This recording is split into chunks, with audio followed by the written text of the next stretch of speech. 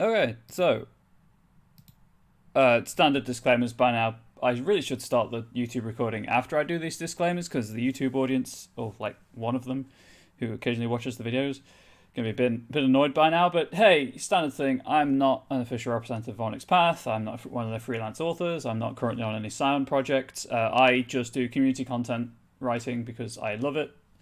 Um, Not terribly prolific. Like I've only released one thing so far, but I like to write material for home stuff, for home usage, and why not just show people how I go about doing it and answer questions and things like that. So that's where I'm not a representative.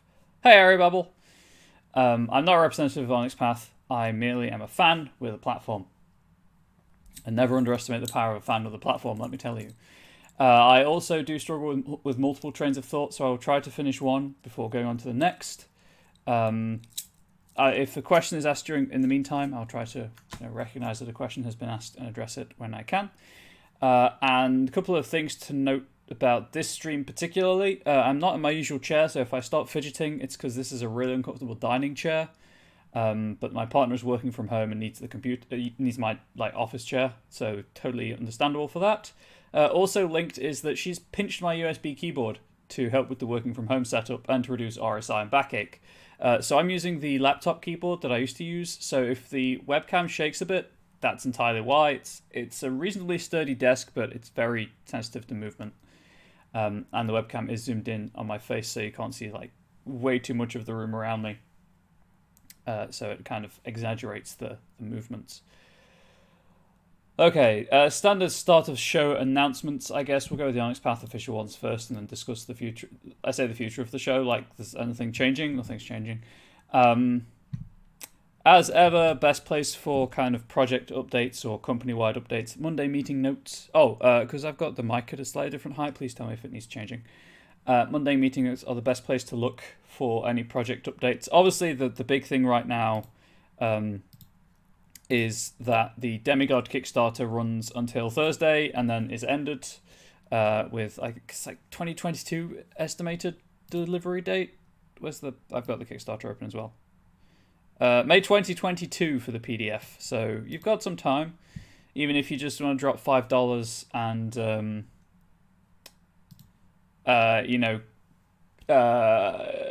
use Pledge Manager to add stuff onto your pledge later. I will say that couple of things. You know what? I'll do that with the actual Kickstarter link. Other things to note from this week's update. The next Kickstarter after Demigod starts next Tuesday. I think it's next Tuesday. Hang on one second. Yes, next Tuesday for World of Darkness Ghost Hunters. It's a 20th anniversary World of Darkness source book, but which covers all of the 20th anniversary games.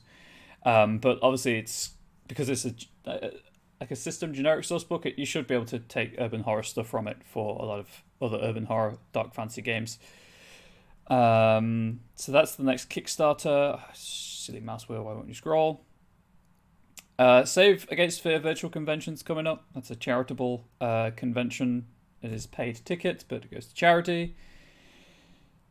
IPR is running Indie Press Revolution is running a Seven Chronicles of Darkness books.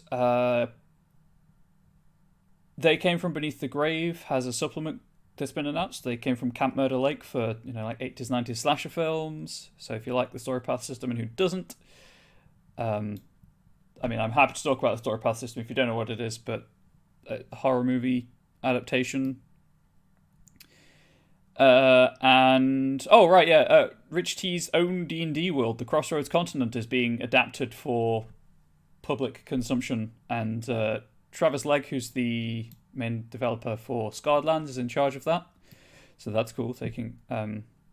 Which is actually it's a game world that's older than Vampire the Masquerade, according to the Monday meeting notes. Anyway, that's the Kickstarter. With all of the good media stuff. The Demigod game that's been running on Tuesdays is still running today, but it is the finale. But as ever, as far as I know, everything but this show goes up on the Onyx Path YouTube channel a week after it has aired, because Twitch subscribers have that week's exclusivity period. which is why I think it'll go up on my YouTube channel a week later. Onyx Dice, Gauntlet Asparagus is still the most recent thing for Astral. I think that's true. Oh, Yugman's Guide to Gelspad Part 5 is being released this week on Wednesday. It's the penultimate part of Yugman's Guide. I will personally probably be waiting for the entire thing to be released before picking it up, because I just have so many other things on my plate right now. But if you like Scarred Lands, if you like D&D 5e compatible material, definitely recommend checking that out for backgrounds, subclasses, player racial options, etc. The Redbubble store's getting sweet Scion items. The ones on the Monday meeting notes are a print and an iPad skin, sorry.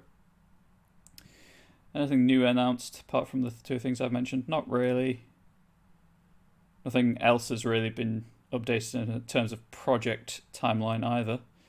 At press, Pirates of Pugmire. Oh, hey, yeah, Pirates of Pugmire. So I bought Pirates of Pugmire, the PDF, obviously, because the book's not out yet. Highly recommend it if you are interested in Pugmire. Also, last time I checked on DriveThru, like 3 of the top 10 titles on DriveThru RPG were Onyx Path products. Titanomachy and Chronicle Contagion. Contagion Chronicle among them, sorry. That's that. So, mentioned it a couple of times in that over long, rambling speech. Scion Demigod Kickstarter, boom, right there. I mentioned this last time at the end of the show, but I'll do it at the start for variety's sake this time. So I use the PDFs on stream a lot because they're much easier. Not much easier. They're so much swifter to navigate, which reminds me I don't actually have the PDFs open for today's stuff. So please bear with me while I'm sort of speaking and sort of opening PDFs. PDFs are obviously quite a lot easier to navigate when you need something really quickly. I promise I'm very good at the English. So that's why I generally have the PDFs open to work from. Also, I can have them on my second monitor, which the webcam is perched on top of, and it looks like I'm staring thoughtfully at chat when I'm actually just scanning a PDF really quickly to try and find the information that I want to find. Please open. Mysteries of the World. That's the one I want. There we go. Oh, good. They're all open. So yeah, I mentioned this last time, but if you're concerned about the thickness of the Demigod book, so using the rough... I'm going to drop a knowledge bomb right here, actually. Roughly speaking, this is entirely average. It's not like completely 100% accurate for everyone. The first knuckle on your thumb is about 1 inch or 2.5 centimeters long. So if you ever need a good rule of thumb about measuring things, I'm sure some of you saw what I did there. That's about 1 inch. So with that being said, these are the 2 existing books, Origin and Hero. These are not the print-on-demand ones. These are the ones that you get if you order the book back for the book at Kickstarter from, I think, Studio 2 printed these. Hang on, I can confirm that just by opening the copyright page, presumably. If there is one. There should be one. Or not. It doesn't say, it just says printed in Canada. Cool. Anyway, so these are the books that you'll get if you get the hardcover at Kickstarter. And if you're worried about thickness, it's about halfway between the two. And for the inch thing was important because that's the length of my thumb. There you go. So if you're worried about bookshelf space, that's how thick it is. They are reasonably large because they're A4 pages, so kind of standard in that respect, but decently bound and decent thickness. However, if you are an international backer like myself, it's extremely expensive, turns out, shipping in the current, let's say, world. So if you'd rather not pay as much on shipping as for the book, for those curious, in the UK, if you want the book and the PDF, it's $55. Shipping is $50. If you want a cheaper option, there are loads at the bottom of the Kickstarter, but I'm speaking from experience. The at cost print on demand PDF will not do you wrong. Obviously, you have to pay again for the PDF for the print on demand version, but it's not like at cost means that you're paying exactly as much as it costs to print the book. There's no profit involved. I have the Promethean the Created rulebook from printed on demand from DriveThruRPG. It's standard color quality, and it's well bound, and the paper's decent GSM, and the ink's pretty good. Obviously, if you pay for the premium, you get a high quality paper and ink. But if you want the physical book and money is an issue, the standard color quality from at cost print on demand version should be fine, and is also $25 now for the PDF and the at cost code, and then obviously the cost of printing afterwards, which I think is going to be. Obviously, I can't predict costs, but it shouldn't be more than like $25 plus obviously shipping on top of that. But they have particularly if you're in the UK, like I am, because I can only speak from that experience. I'm pretty sure there's a printing hub in the UK, so shipping was quite cheap when I did it for Promethean.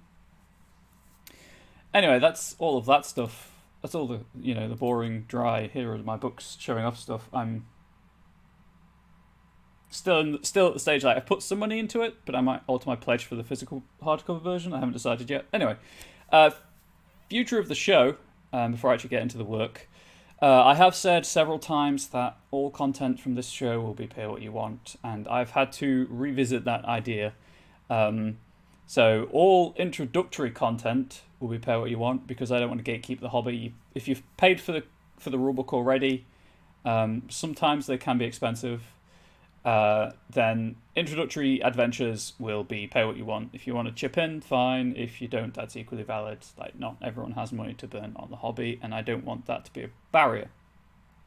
Supplementary material, like the Inkborn Pantheon, or further adventures like Eyes Wide Open, the hero adventure that I will eventually be writing, will be charged. They will have a price, you'll have to pay for them, etc., etc. It's not going to be terribly much. I horrendously undervalue my own work, but it's going to require payment. And I hope that's, okay with people. If it's not, obviously feel free not to buy the product. I respect your opinions on the matter. That's the future of the show, sort of. So this has taken 7 weeks already. This is the 7th week of this project, and I feel like mixing it up a little before I continue with Scion. So I'm going to do what I can to finish the Inkborn Pantheon supplement, which I'm not going to mention pricing numbers now because I have no idea how long it's going to take me to edit and do the template work with. Suffice to say, it won't be that much. I don't want to gatekeep again. I don't want financial constraints to be a barrier, but it's going to be something.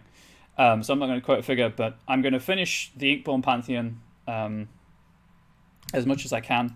I need to do this, put it on the other monitor, and then zoom in so people can see it. So far we've got principal members. I think there's like 10 of them. 3, 6, 9. Yeah, there's 10 of them. With purviews, with callings, with some write-up, with some history, some backstory.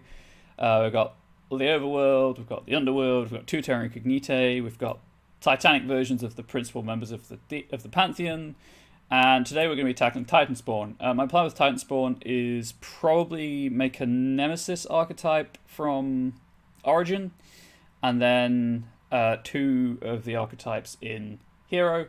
Obviously, can't do demigod archetypes because demigod's not out yet. So when that is finally released, maybe I'll update this with some extra Titanspawn. Who knows? So I'm thinking to do 3 Titanspawn today.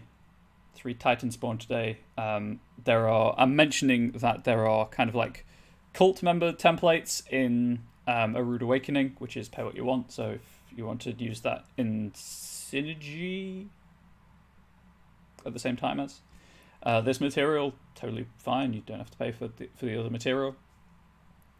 Religion will not be a terribly long section. It will just be kind of a couple of sentences, if that. And then I'm probably going to go from religion to Pantheon-specific purview reasoning, mostly because more people are interested in purview creation than in birthrights. Also because birthrights, having made birthrights myself, for kind of the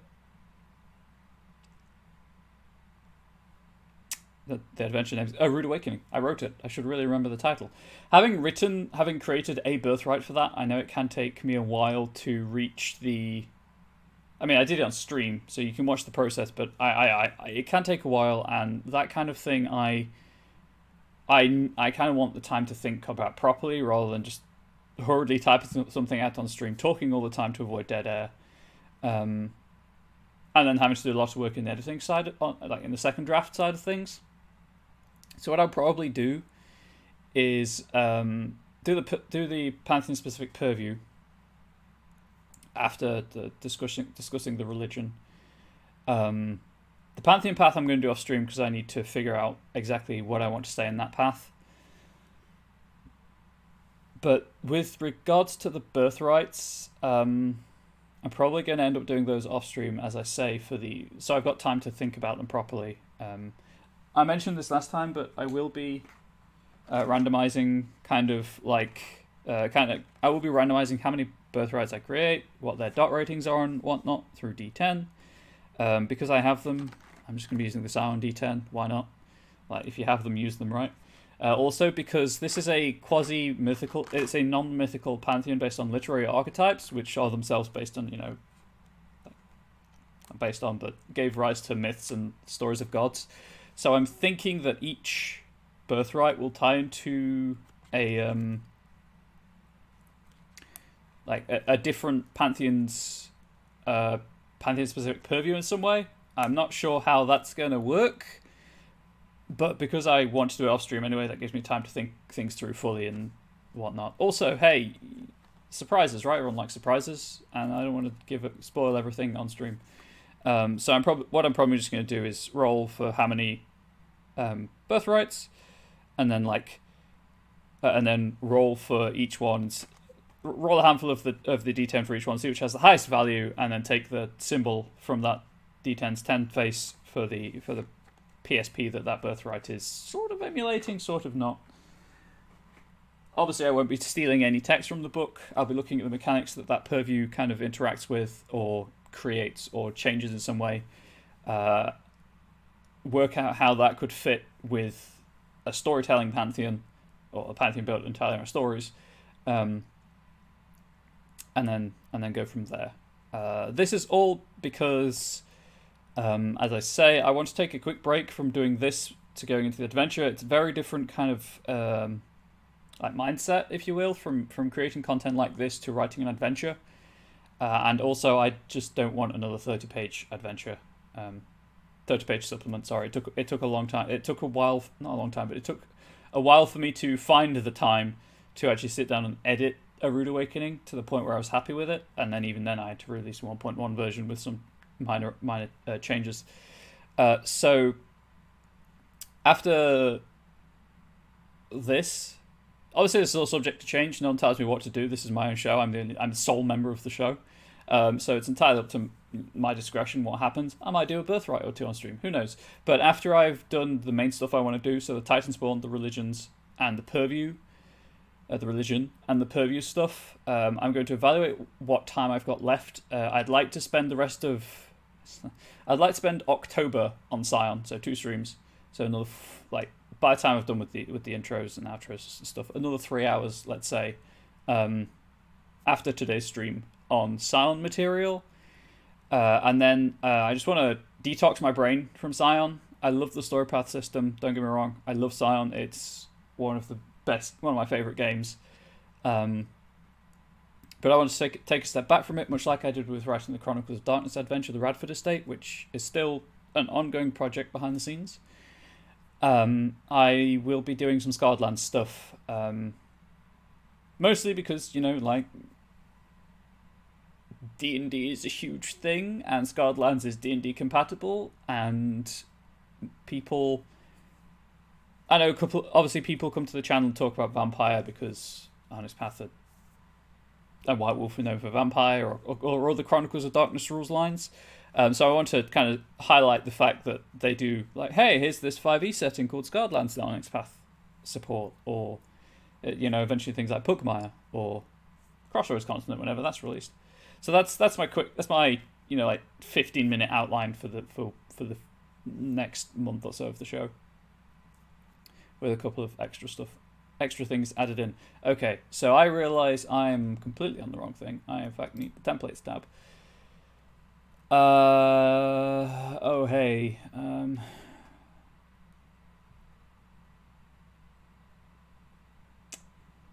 Right. I have actually done a bad thing. There shouldn't be any identifying information on here. I just need... Nope. I need that. Yeah, I can't see any identifying information. I need this, and then I need to grab the template. This template, in fact.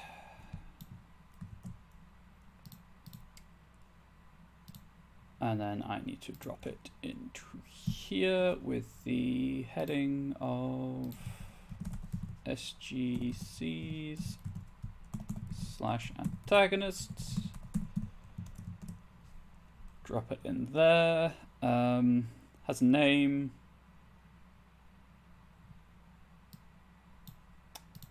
There needs to be that. They'll need a name, they'll need an archetype, qualities, rise, primary, secondary. Yes, so this is all the stuff I'll need for the Titan spawn. So let's just quickly copy and paste that over here. What I am probably going to do is do the stat block and then go into the fiction about said Titan spawn. Definitely understand needing to detox and try about to finish with one shot. I've been trying to run for time for a while. It's been really hard to get people together for. And after that concludes, I found my first one shot for V5. I've never played or run the V5 game before and excited to try it. Oh, V5 is great. It has sorry, 1 second. I need to hydrate. I've been talking for half an hour. Yeah, probably 25 minutes. But V5 has some, for me, problematic concepts, but no, it's fun. It's a fun system. It's good. It's rules light. Very different to the story path system, though, so be, aware of that. Okay, so, where did Origins PDF go? There it is. Also, as you can see, right here, please do feel free to ask questions or discuss things about Honest Path games.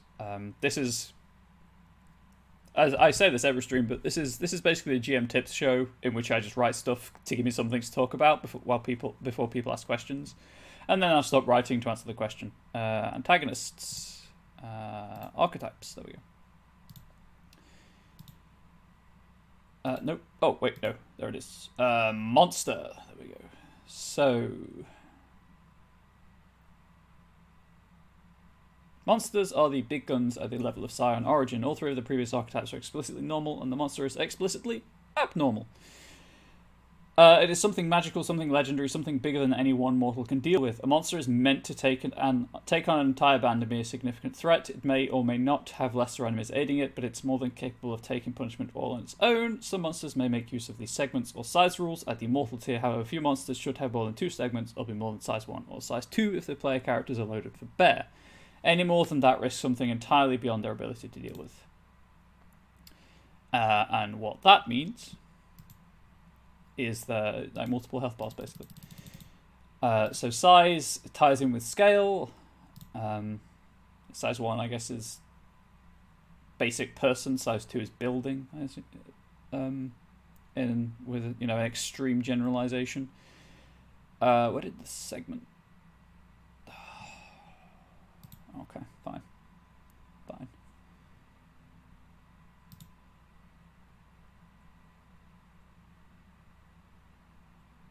Why is this book so... I mean, I say this a lot, but I don't think this book is particularly well laid out in terms of index.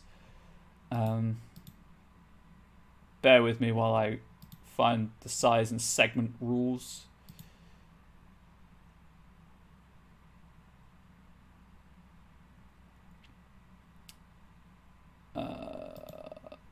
Gosh, where is it? You know what? Control F and segment. Oh, also the desk might shake a little because I have that anxious knee thing where I'm generally moving my knee. Exact matches, segment 1. Nope. Okay, let's try segments. Okay, I'm just assuming they're in Hero. Legendary creatures. No, actually. No. Mythic Storytell? Yes, Heroic Antagonists. There we go. Yes, there's a Titan Spawn. So I will probably do Monster, Nemesis, and Titan Spawn as the kind of 3 archetypes that we're going to address. That's Ed.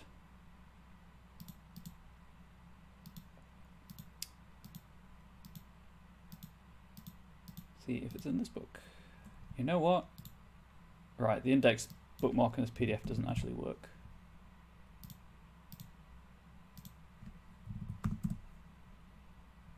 Sorry, because I work with PDFs a fair amount, I get really snippy about accurate working bookmarks, and it upsets me when bookmarks don't work at a PDF.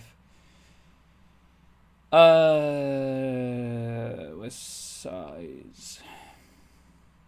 Do you believe it's not there?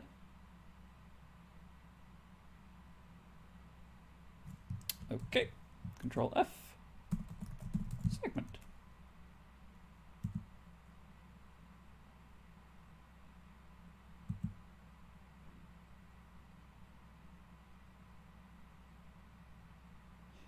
So segments are exactly what I thought they were. Segments are just separate health tracks, and you need to get rid of all of them. Like, a Hydra has several segments for its heads.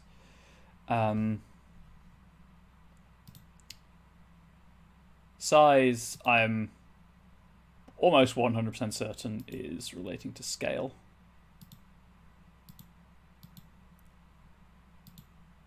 I just want the examples. Just the example. There we go. So size 1. Size 0 is normal, person size. Size 1 is large, elephant, bus, troll. Size 2 is huge, giant squid, rock. That is, what I thought. Okay, so I'm glad I could clarify what I thought after, being annoyed by the PDF. It's terribly professional. I apologize. Hopefully mildly entertaining, though. Okay, so that is exactly what I thought it was. Go back to this. So it's what? Monster? Yes. I don't need that open anymore. Why did I open the wrong window? Too many windows. Okay, so we've got archetype, monster, archetype, nemesis, and archetype. Titan spawn. I think also for the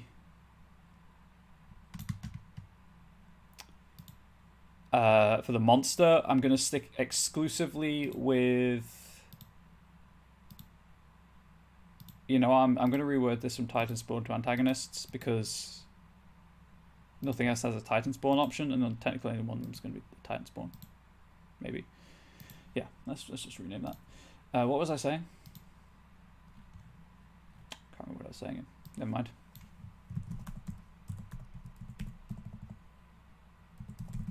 There we go. Yes, the monster's going to have everything from the hero book, because if you're buying this as like a supplement for an origin book, sorry, from an origin camp for an origin adventure, then everything will work except the 2 antagonists down here. Sorry, I just need to blur my nose. Okay, I'm back. So I need to actually move the PDF onto my other monitor so that I can do this without constantly flicking between the 2. So monster primary pool is 11, secondary pool is 9, desperation pool is 5, health is 6, defense is 4, initiative is 9.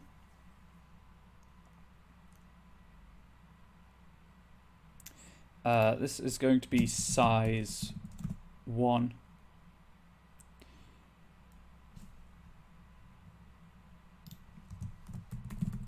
Bookworm.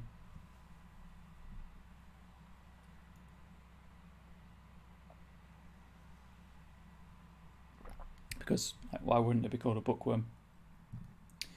It's not going to have segments. It's going to be good in that with that regard. I just need to real quickly check something with regards to segments, actually. Sea monsters. How does the book record segments? Is it like total health and then in brackets X number of segments, or okay, so segments are formed from the total health.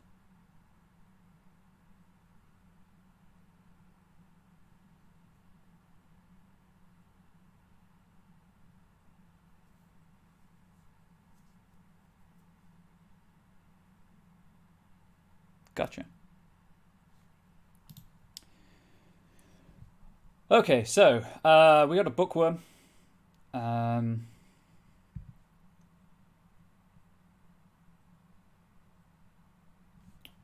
I missing something from this template?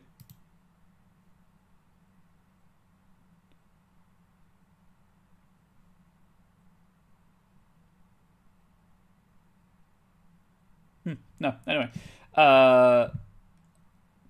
probably because these are all literary constructs in a way, or inspired by a pantheon made of literary constructs. I think they're all going to have a shared vulnerability, or they're all going to have a vulnerability of some kind. I'd say derived from the stories that inspired them, but this is a bookworm. Like, it's probably just going to be fire. Let's face it. Actually, you know what? Yeah, let's do it this way. So, because this is from the hero book, let us check out. Yes, flares. There's no flare option. Interesting. Anyway,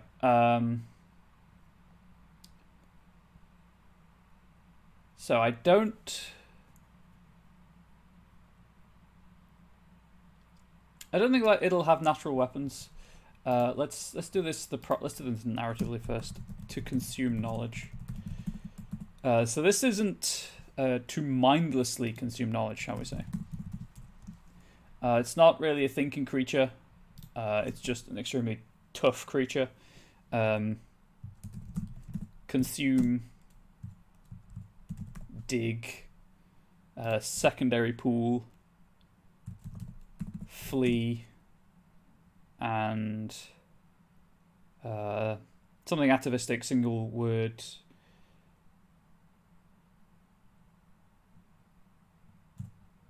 Frighten. Desperation pool. I think that's how I was treating it. So the way I'm imagining this is it's like giant. I say blind. It's a sandworm. It's a sandworm from Dune, but like attacks libraries or server farms. Anywhere there's knowledge, whether it's physical or digital, this thing can be unleashed and it will consume it somehow, probably through magic. It's not really a thinking creature in and of itself. It's a weapon. It's a tool. It's unleashed by other things, so it's not going to have natural weapons per se. It would probably maybe be heavily armored.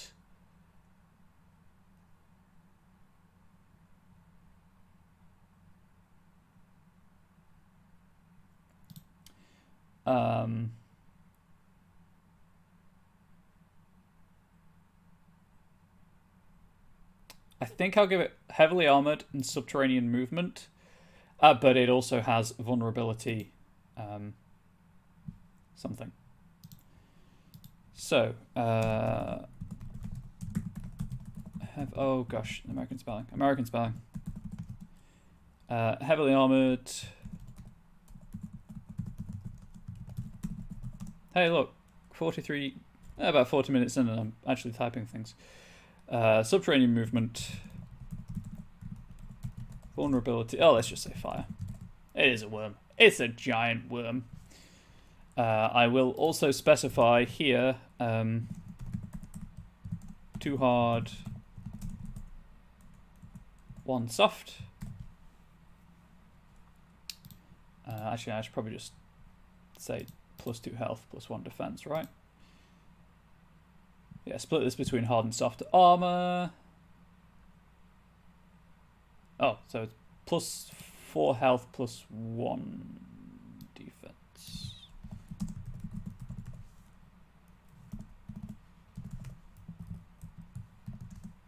Oh, whoops, no.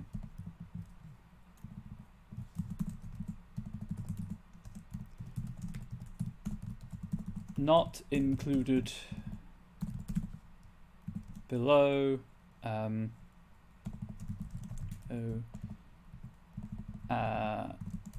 As this quality is optional. There we go, subterranean movement and vulnerability to fire. And size 1, as its only extra, I feel, is pretty good. It's okay. Okay, so what came out of that?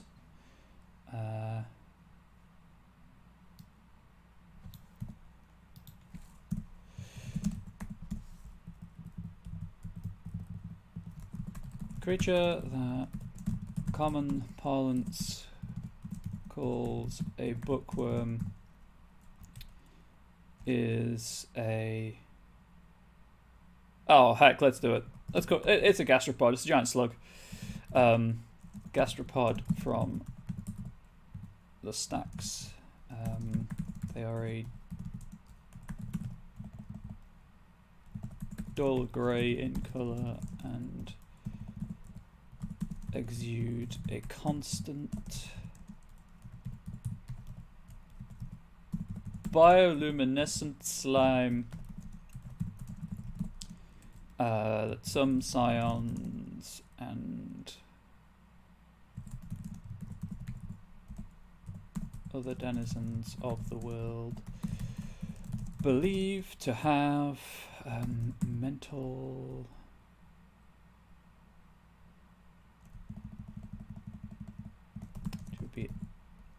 to possess.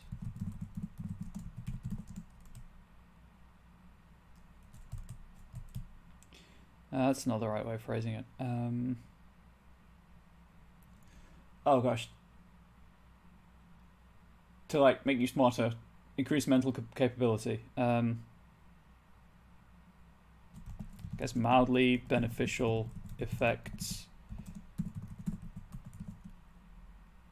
relating to mental capabilities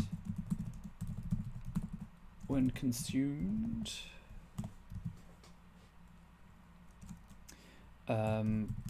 Bookworms themselves are not terribly intelligent and are usually used by others to strike at the data centers of their enemies. These creatures are able to devour both written and digital knowledge, leaving empty volumes and servers behind. Heading 2? Oh, heading 3.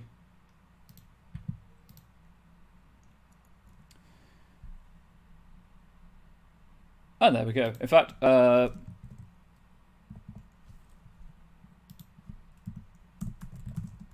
this antagonist requires only the hero origin book.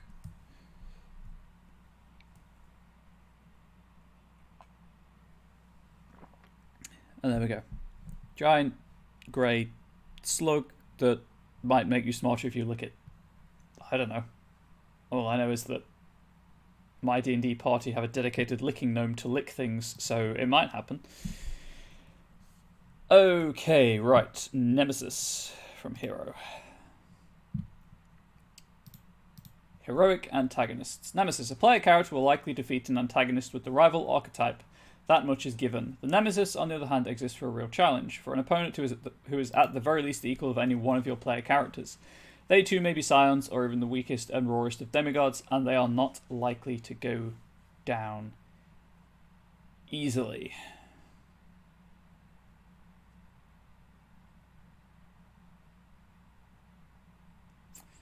Okay, so this is going to be an intelligent antagonist. I don't want it to relate to cults. Let's have a denizen.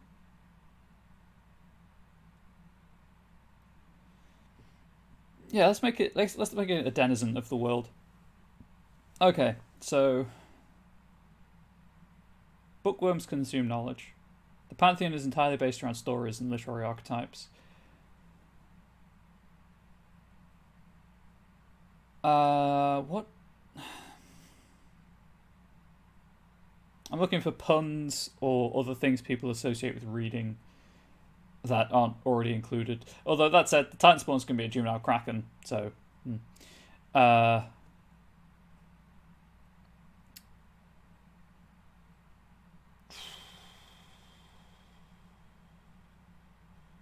author. Like a spirit of literature.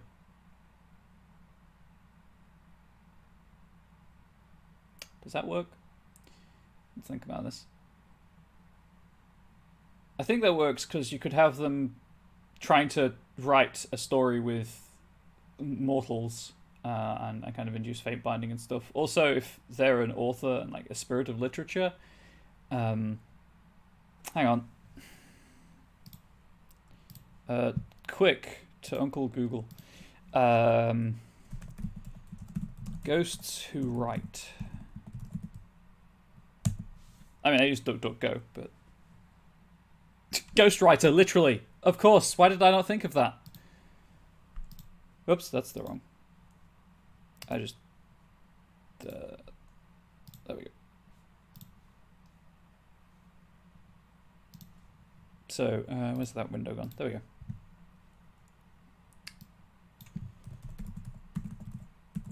How did I not think of that straight off the bat? I was like, I want a good pun.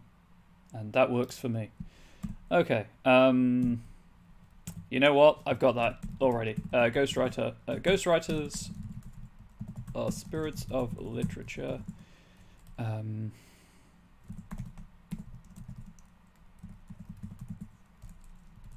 Driven to create or recreate stories and experiences they wish they had encountered in life. Few of them possess any real sense of humanity. Their position as the let's say deceased denizens of the world.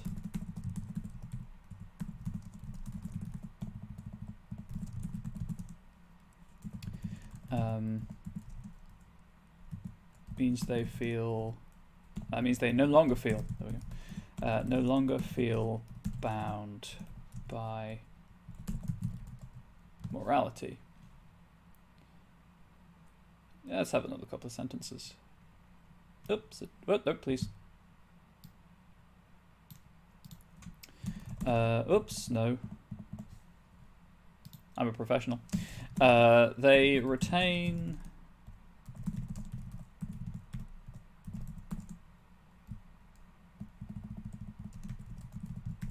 the intelligence and memories they possessed in life, or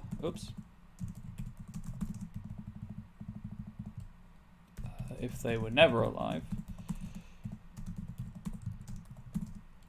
the those of the fictional character they formed from, let's say.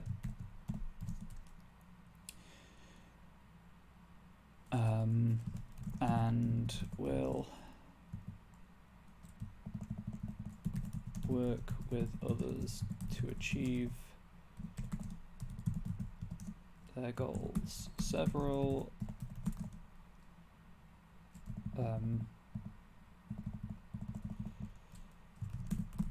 members of other pantheons believe ghostwriters to be intelligent denizens their own right, but Inkborn refused to discuss the matter. Okay, so drive, and probably have at least one flare.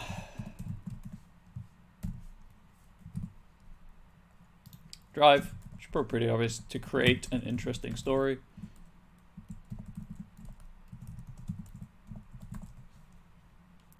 Okay, so we've got, just need to move this over here. 1196. Oh, I should probably explain these things as well for people who weren't here the first time around, or who were just here out of some horrendous curiosity. So these are all obviously numbers. I'll go back 1 second. So antagonists in Scion, and from what I remember, Trinity Continuum as well, being the other story path system, do not possess a character sheet in the same way as a character does. They have a much simplified stat block. Qualities are equivalent to knacks from callings and flares to boons from purviews, which is why the lower tier antagonists only have qualities. Also, some qualities and flares are limited to the tier. So tiers are like, Mook Professional, Rival, Mook Professional, like Monster, Rival, Nemesis, Titan Spawn, etc., etc. Those are all tiers. I mean, tier technically is if you're an Origin antagonist or hero antagonist, etc. But there we go. Anyway, that's by the by. They have a simplified stat blocks. Qualities and flares are limited depending on their tier. Whereas player characters will, I'll just go down. I'll just go down the list. So qualities and flares are covered. Drive, that's their motivation.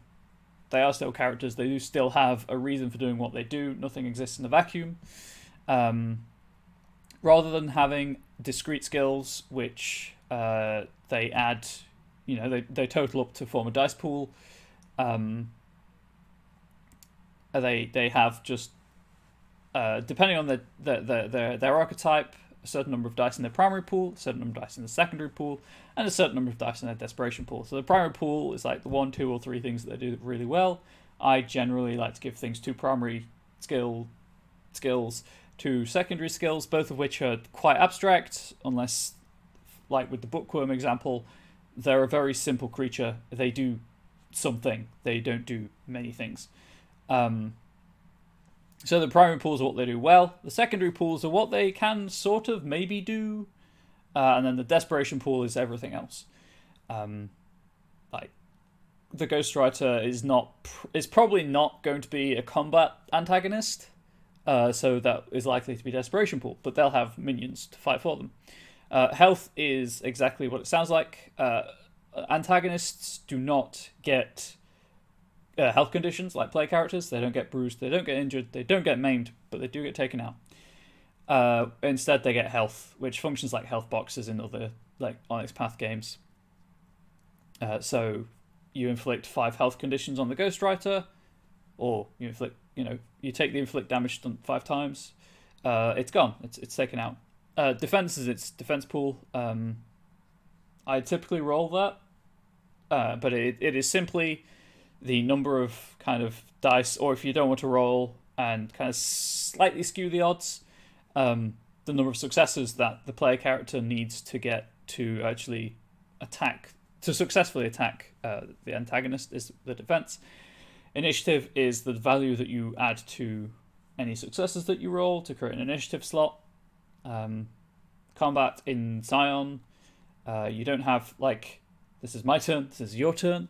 You have story guide character slots and you have player character slots, and anyone can use any slot as long as they're of the same thing. So if I was, let's use the characters from A Rude Awakening. So Isabella and Ash are in a combat situation with the Ghostwriter, for example, and some of its minions. Let's just use the Inked gang members from The Rude Awakening.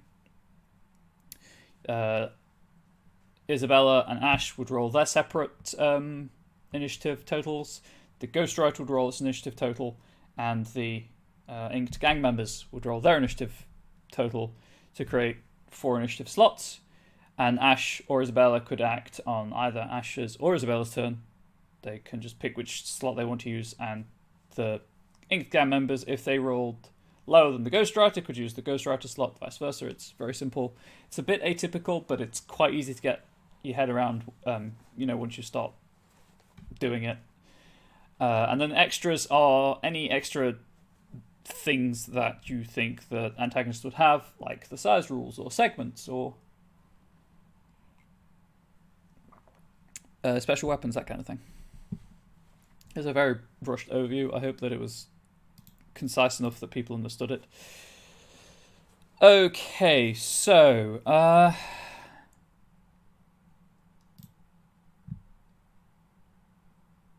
this is a nemesis, so can take most of these.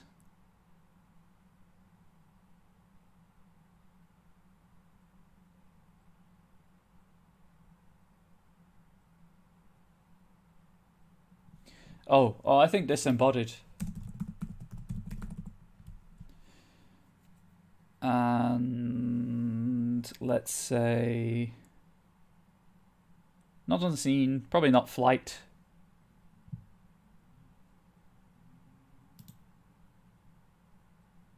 So these are all, I should say, these are all heroic qualities. Let's grab, there was one I wanted from Origin. I think there was. There we go, incorporeality. And again, you can technically add as many qualities as you want to an antagonist. Just the more that you add to an antagonist, the more powerful they are. Also, the more things you have to remember as the story guide. And trust me, you'll be wanting to keep... If you want to keep a game running smoothly, you don't want that many options available to you. Especially as the focus is on the player characters, not on the monster. It's fine every now and then to have an antagonist that has a butt ton of stuff and is, super special, unique TM. But for just kind of ease and to not take the focus away from the player characters because it's their story. Technically, it's everyone's story because the story guy is also a player, but it's the band's story, I guess. And to not slow things down too much, you want to limit how many qualities and flares you give things. I think imperfect disguise. And vulnerability, because they have to. Let's make this alphabetical.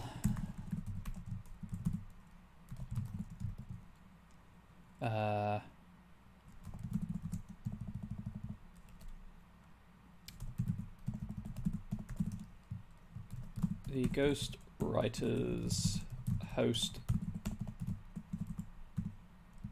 Ghost Writers hosts bodily fluids are replaced with ink. Incorporeality, and it needs vulnerability as a way of, hey, how do you hurt this thing? So vulnerability for a ghostwriter. I mean, the usual one will be salt, obviously, or iron. I mean, to be fair, why not? It's a pantheon of cliches. Yeah, let's just go with salt.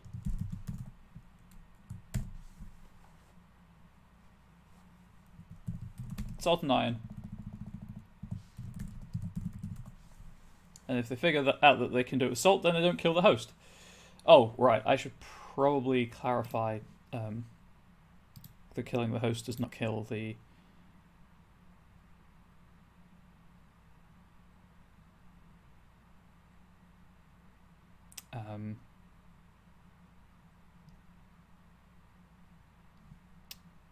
thing. 1 second. What was it called? Disembodied.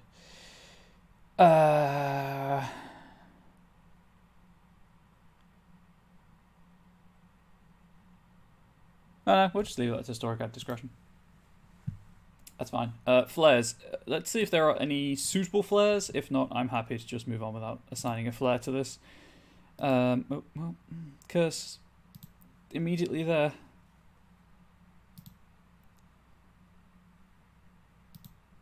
Plague Touch.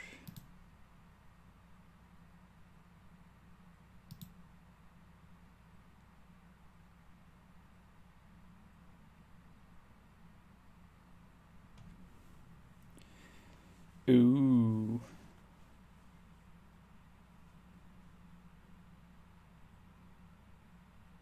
Yep, no. I assume it's pronounced Molon Labe, but I do not speak whatever language it is.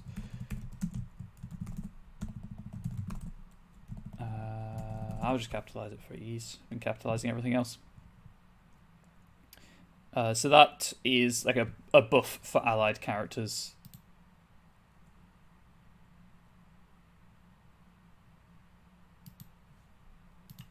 So there we go.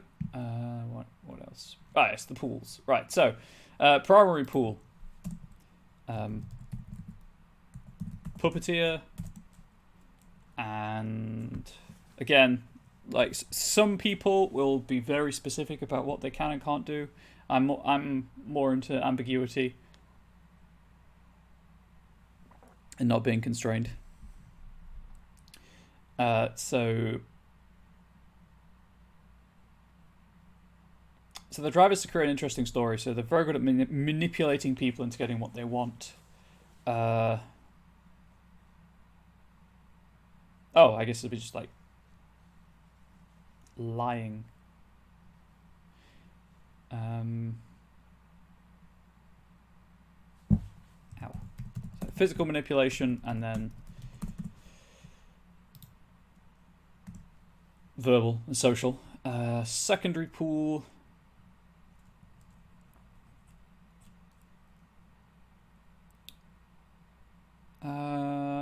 See, because the whole thing is to create a story, I don't see the ghostwriter as being very insightful. I see them getting laser focused. Well, there we go. Let's say obsessively knowledgeable.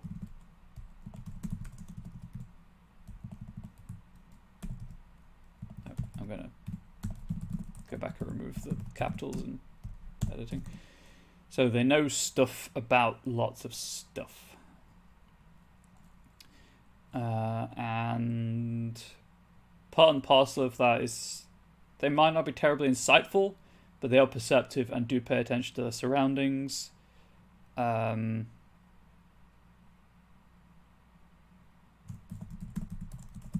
if we're talking about cliches and stories, expect the unexpected, right?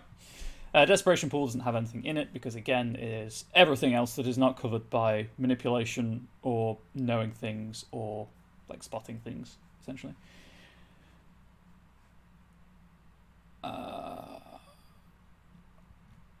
What I did do in A Rude Awakening's Antagonists, and I might do this... yeah, I'll clarify these.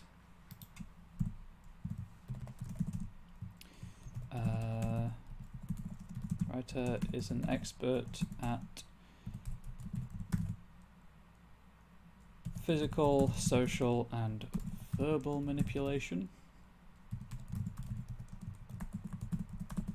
reflected in its primary pools, as well as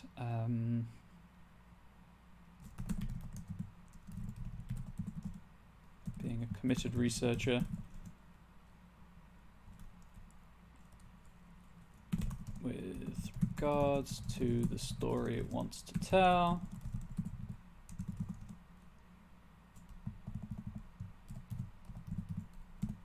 Don't know why I... Oh, that's the wrong bracket. Hey, I don't know how many of you were here then. I don't know if any of you are particularly listening beyond just the droning of my voice, but does anyone remember that one stream I did where I messed up and I had a square bracket at the start of the word Scion in the stream title and a curly bracket at the end? Boy, do I still regret that and not changing it. Obsessively knowledgeable, anyway.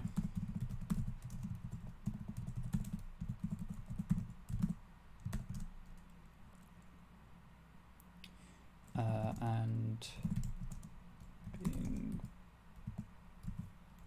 very aware of its environment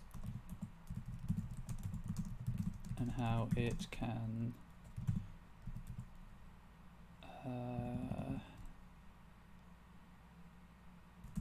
reshape the environment.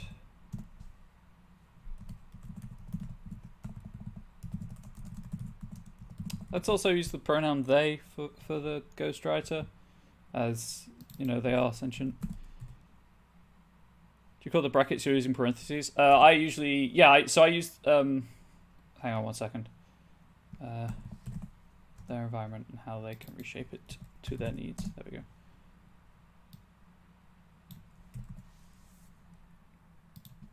So yeah, I mean, this is obviously just a dialectical thing, but so I would call those parentheses or just brackets, depending on basically who I'm speaking to. I know some people, if I call them parentheses, they don't, necessarily get what I'm talking about. And then these are square brackets, and then these are curly brackets. I believe some people call these braces as well. But there we go. Punctuation. Do I probably need to differentiate between parentheses, brackets, and braces? See? Braces. Yeah, see, I'm not a developer. I'm just a proofreader and editor. That's like the closest training I've got for punctuation stuff.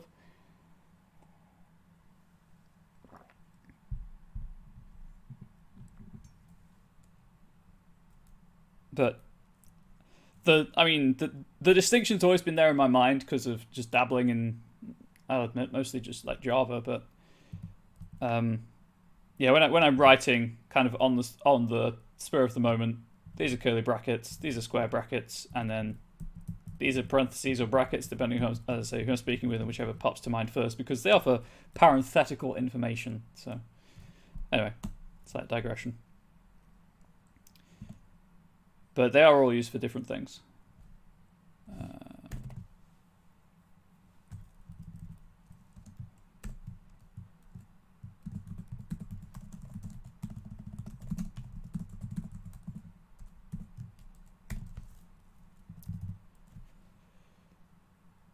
Anyway, extras.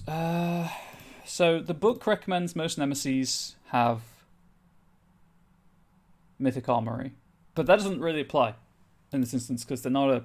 I'm going to move this so I can see chat. They aren't a. They aren't a combat threat. So I don't think mythic armory is really the. Mythic arsenal is really the way to go.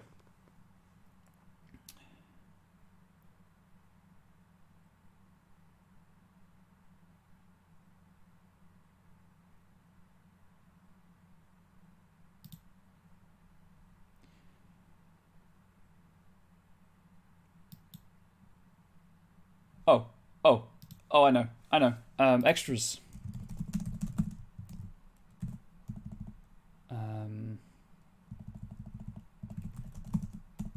One with narrative. Much like with hyphens, n dashes, and m dashes. If you're more literary inclined than developer inclined. They're all a line.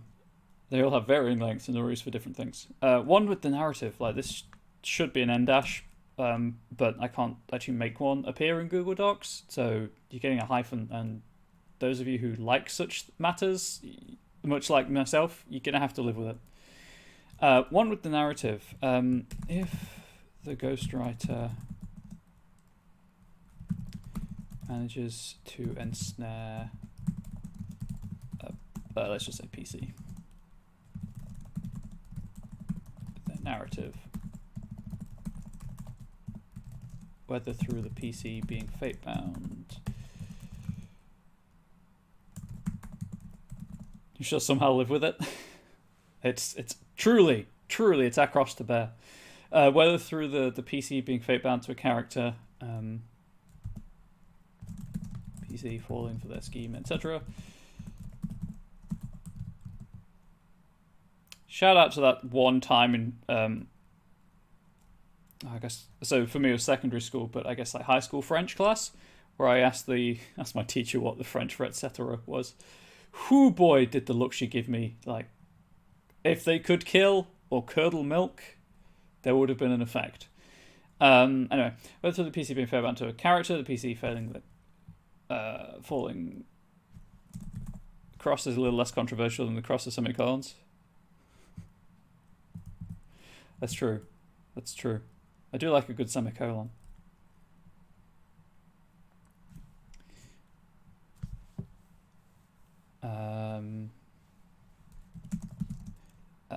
They gain +1.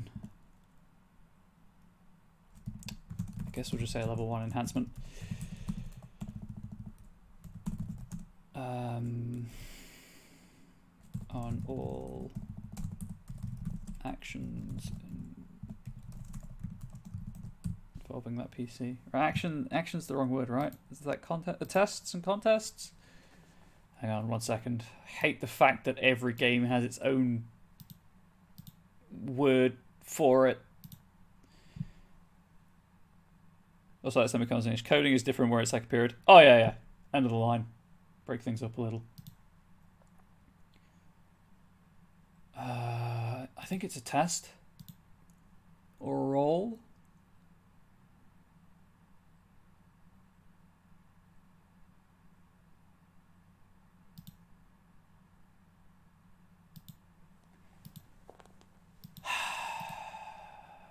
Attributes, approaches, tiers, dice pools for mixed actions.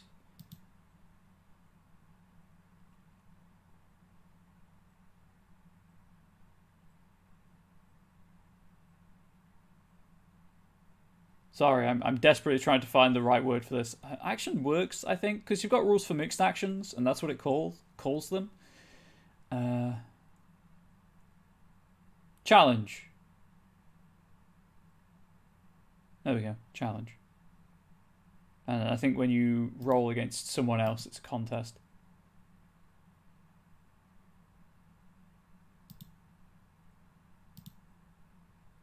Where is it? Where is it?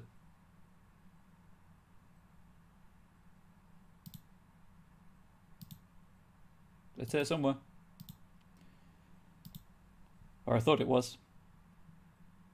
Let's just say challenge. Open the right window, you fool. On all challenges involving that PC.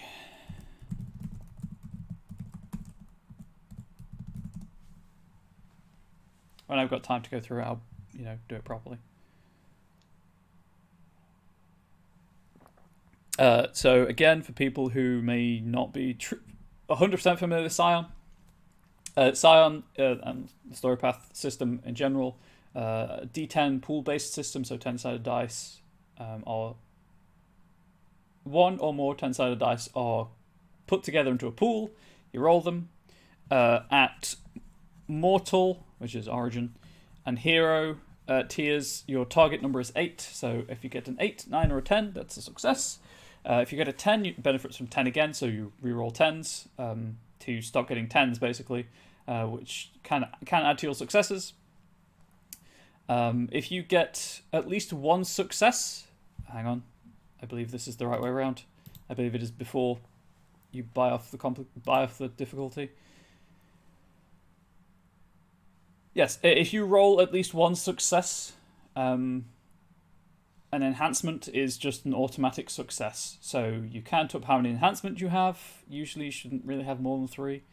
And those are added to your success pool. And then if you have a number of successes equal to or greater than the difficulty of the challenge, or the number of successes of the opposing actor, shall we say, you succeed or you win, and if it's opposed. Complications do exist where you can buy off the difficulty. So you subtract the difficulty from the number of successes you got. And then complications do, if you cannot buy them off, you still do the thing that you're going to do, but there's a drawback or a consequence. So I think the example in the rulebook is climbing a wall. Is like a difficulty 2 thing. But at the top of the wall, with a level 1 complication, is broken glass. So you get 2 successes. You climb the wall fine, but the complication might be that you take an injury condition because you've cut your hands on the glass, that kind of thing. There are also threshold successes, which are essentially not threshold success, degrees of success. Sorry, degrees of success, which is just how well you do something. So with 0 leftover successes, you succeeded. No more, no less. With 1, yeah, you looked pretty good doing it. 2, you looked really good doing it. 3, people are probably watching you on YouTube right about now, and then 4 and above is people are going to talk about this for years. So that's what enhancements, complications, difficulties, etc. are. So that's the Ghostwriters, and then Titan Spawn is Juvenile Kraken. Okay, so I mentioned this last time, and I mentioned it when Titanomachy came out. I haven't read Titanomachy. Titanomachy, by the way, being a... How large are dice pools in Scion normally, and how large can they get? Aha! Thank you for asking, Unstable Deus, which is a really cool screen name. Anyone who played 1E will be very used to giant dice pools. That doesn't really happen anymore. The official dice set comes with 10d10, 1 for each of the pantheons in the core book.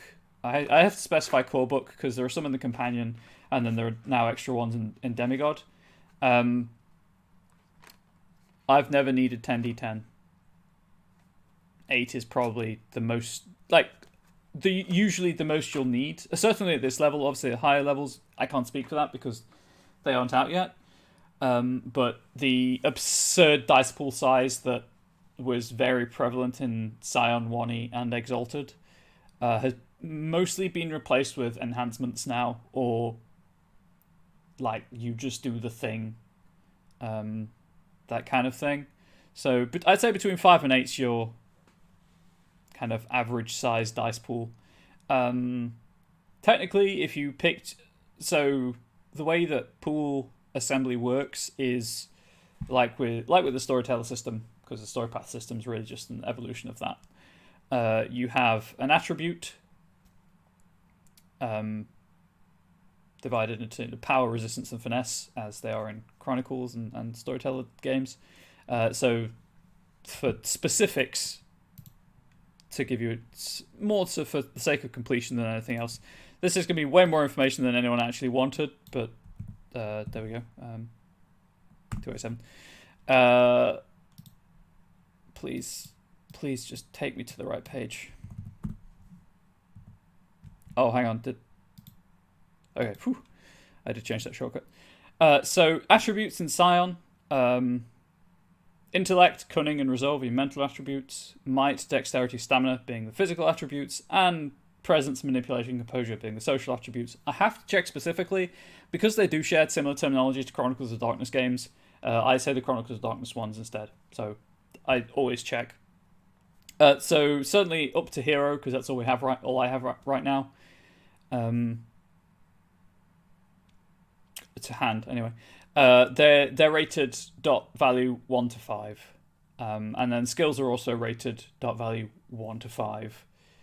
So 10 technically is the largest you could roll at this tier that we have access to, but frequently I'd say the 5 to 8 range should be the highest that you'll be rolling on average, and then you'll just be getting enhancements in place of extra dice to the pool. Closer to come to a similar system is WAD. V20 or in a high level campaign with dice pools, which occasionally exceed 20 dice in the pool. Yeah, because the storyteller system was designed for mortal characters, as you found, it gets a bit absurd when talking about assembling large dice pools. Give you some idea of what expected outcomes would be. For example, in where is it? In the Origin book, so you only need Origin to run the game. Scion Origin is the core rulebook. A difficulty of 5+ is seen as the hardest thing you could be doing.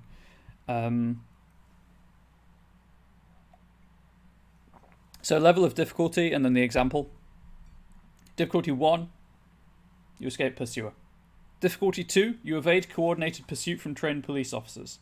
Difficulty 3, you outrun a police car on foot, which has its own thing with scale, but I won't get into that. Difficulty 4, you got away from a charge of the wild hunt. And then difficulty 5, you slipped from the clutches of a vengeful fury. Obviously, the higher tier that you get to, you would think you'd be rolling more dice, and the things that you'll fight would be rolling more dice. But because Scion uses the scale principle, where depending on the difference between like characteristics, things are actually kept relatively the same. So, as a mortal character in Origin, like a car could be scale 1, you'll scale 0, so the car just gets bonus successes if you're in a foot race with it. But if you're a hero and you have epic dexterity, I think it counts like scale 3 or something. So you could just outrun cars. Anyway, 1,000-year-old undead characters have lots of dots. Yes, they do. Which is why the enhancement system works way better than just saying, here, have all of the dots in your pool. Anyway, I hope that sort of answered the question and was... Because I'm trying to answer questions in a way that people who have no idea what I'm talking about can understand, which obviously involves a bit of digression and example giving. Juvenile Kraken. Yes, as I was saying. Just thank you. Hey, no worries. Welcome. The point of the show is to help introduce people to stuff anyway, so... And to talk through processes and provide feedback. Anyway, there is a Kraken, I am led to believe, in Titanomachy. I have not read it. I will be reading it after I've done this, because I didn't want to get stuff, I didn't want to take ideas from that book and put them here, because then it wouldn't be my work. So, Juvenile Kraken.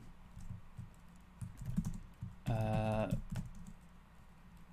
Inkborn utilize Kraken ink in many of their rituals, particularly Titanic.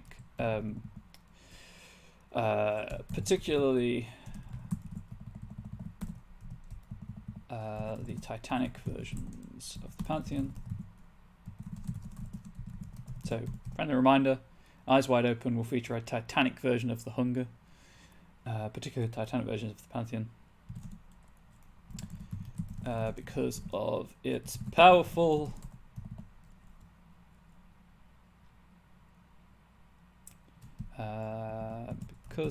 ability to store and focus. Let's say magic. I think the sorcery book's due out at some point soon? Question mark. Anyway, do you feel things like drive? Do you have a motive come up a lot with NPCs?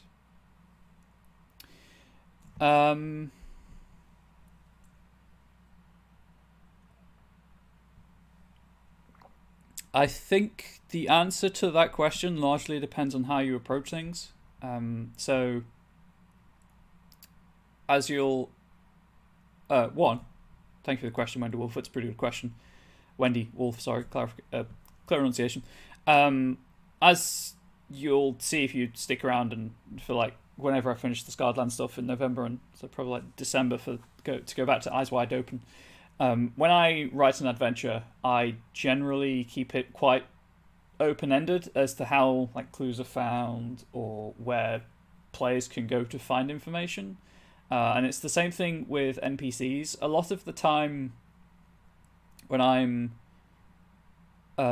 creating a storyline or something, and I don't have a very clear idea of the storyline that I want to, explore, or the players haven't given me a clear idea of what they want to explore at the table, which is largely how I GM and write campaigns and chronicles and things.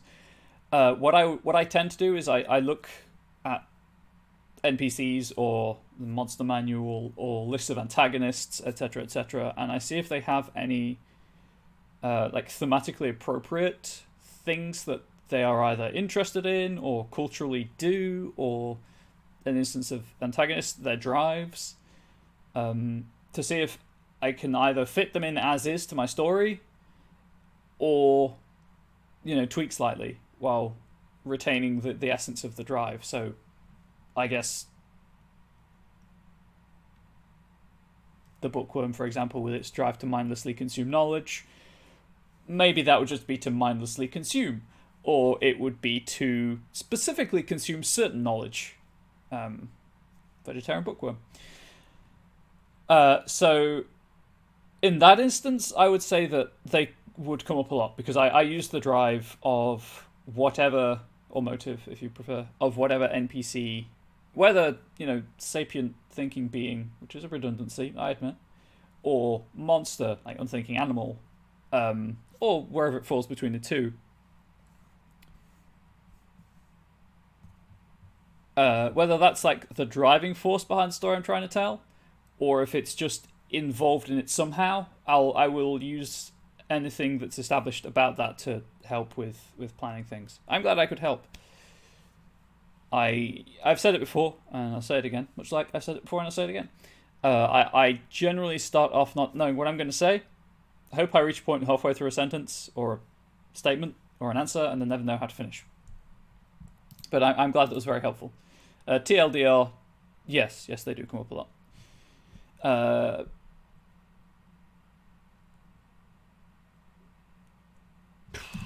As a result, they are far more skilled in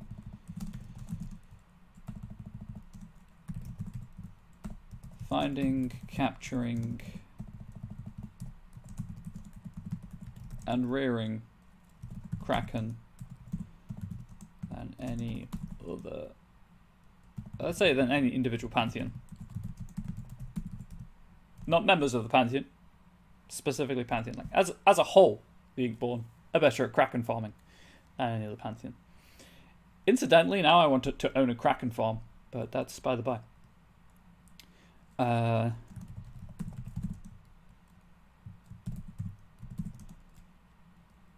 Juvenile Kraken are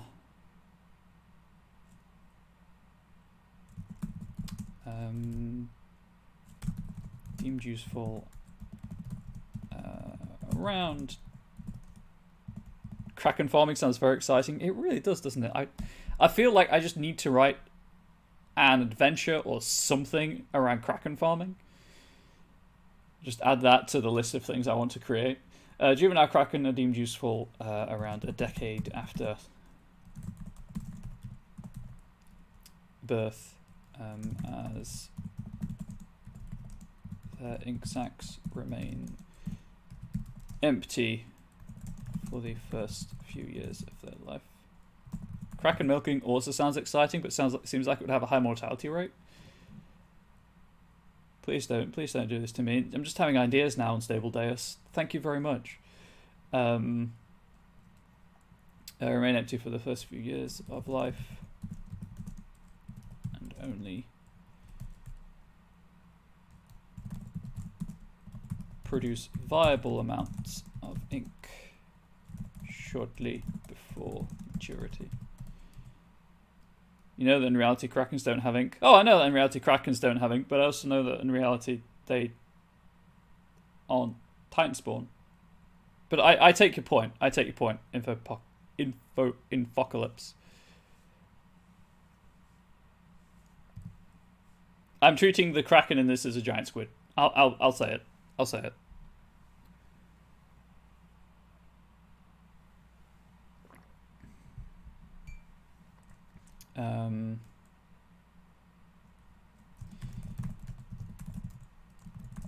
Unfortunately for would-be heroes / demigods, Juvenile Kraken are extremely aggressive.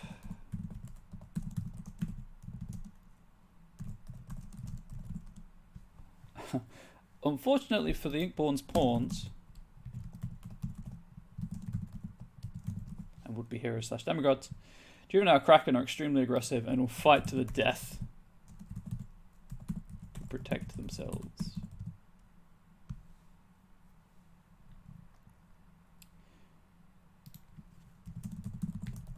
Squids even have ink in the egg sac. That's pretty cool.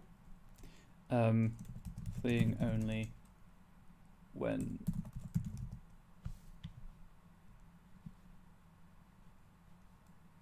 Let's just reword this because that's a stupid sentence.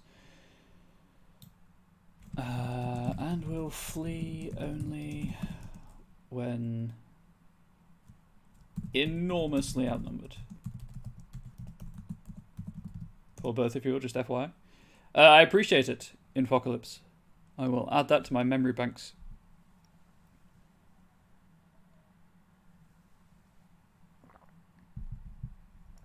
However, there is no way to say this without coming across as blunt and ungrateful for the knowledge bomb. This is the Kraken when viewed through mythic storytelling eyes, if that works, and the conflation of them as just a giant squid. Plus a little bit of stuff that is just necessary, just looks good. This is fancy, yeah, and this is all first draft. I'll probably change things as well.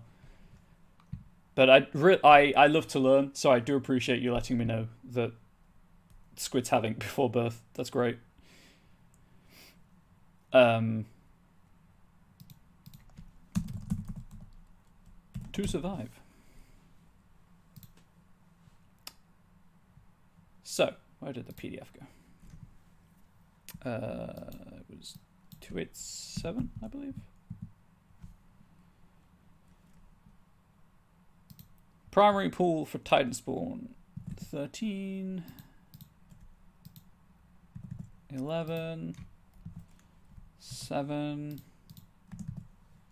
10. 4. 10. I'm going to write Apocalyptic Presence, but I might not go with that. It also has a segment and is size 1. It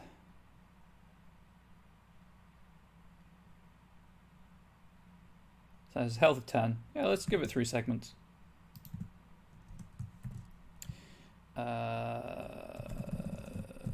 3 segments with 3 boxes in each. Account for its tentacles. And the final health box accounts for its head. Due to the separate method of harvesting ink, which also damages your computer's competitors' future farming. Indeed. Not to forget, normal cracks are highly intelligent, smarter than dogs. That's pretty cool.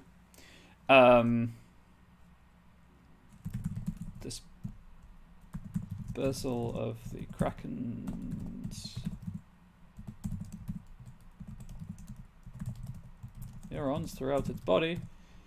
You know what? This needs to be a semicolon. This is like a related statement. There we go. Its arms will continue to fight on after the head is gone.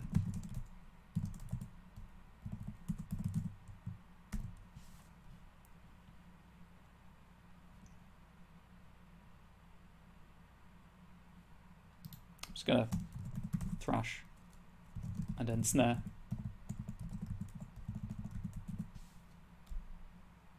Very territorial and solitary by nature, or aren't they quite large?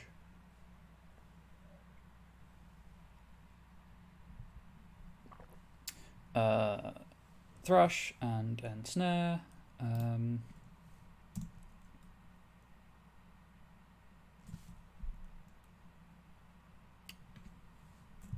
I guess just swim. And they also possess chromatophores. Oh, I've been thinking they might. As an aside, anyone who's been here long enough will know this, but I have a thing about mouthfeel with words. Chromatophores is just such a good word to say. Squeeze. Yeah, I think I might reword ensnare to represent both the trapping and the squeezing. I was thinking more like something like observe or ambush.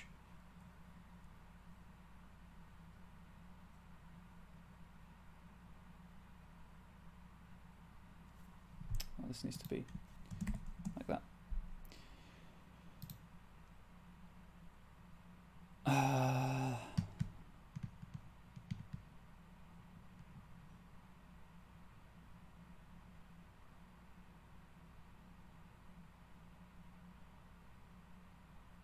I like stealth. I do like stealth. I'm going to rename stealth to hidden presence. Just to kind of dial up the ominous nature of the creature, of the Titan spawn.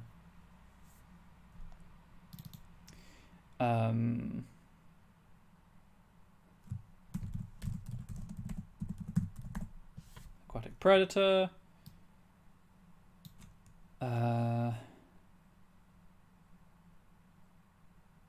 Weaponized limbs.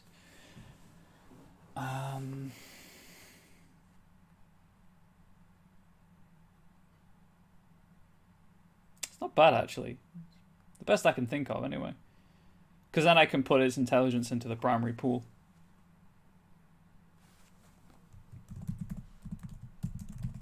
Careful thinker. Their arms are very dexterous. Yeah, and it's like weaponized limbs would encompass thrashing, trapping, bludgeoning, squeezing.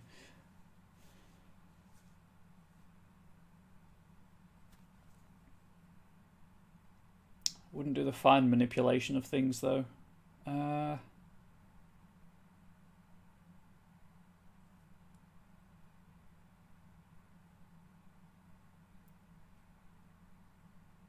This is the trouble with ambiguous statements. Thinking of ways in which they can encompass everything that you want them to encompass while still being like 2 or 3 words. I'm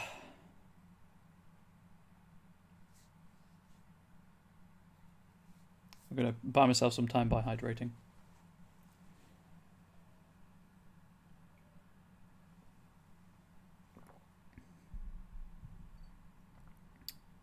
Oh, jeez.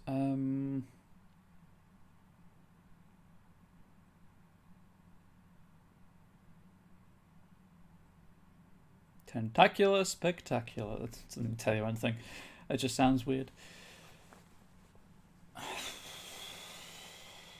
So weaponized, manipulation.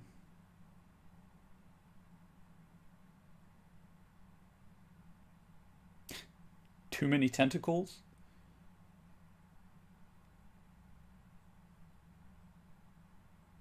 Would that work? Because it covers the fact that it has a lot of tentacles, obviously, or arms.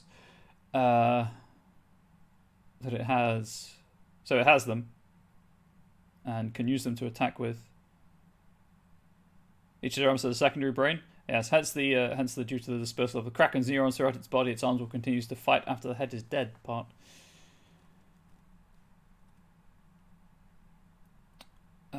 Sorry, that was a will, actually. I do apologise. I might just put too many tentacles.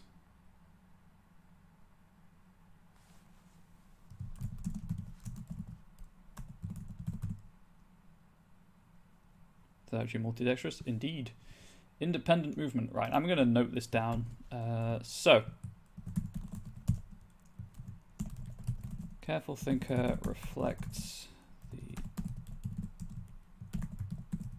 juvenile Kraken's innate intelligence, problem solving skills,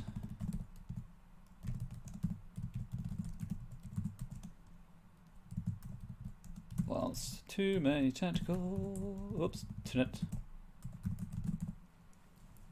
Whist. We're not playing cards here. We're playing Scion. Whilst too many tentacles represents ability to use its tentacles in a variety of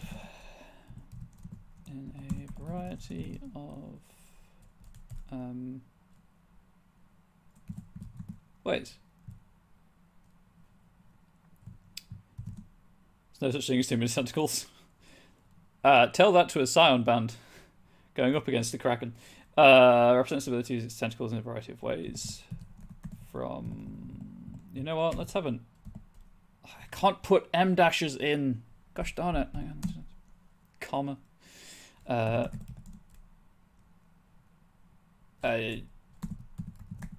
From unsnaring / squeezing characters to fine motor manipulation.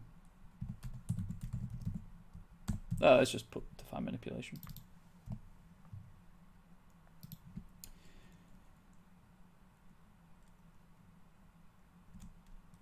I mean, personally, I agree. You can't have too many tentacles on anything. The more tentacles, the better. But I'm trying to be horrendous and descriptive here. It's secondary pools.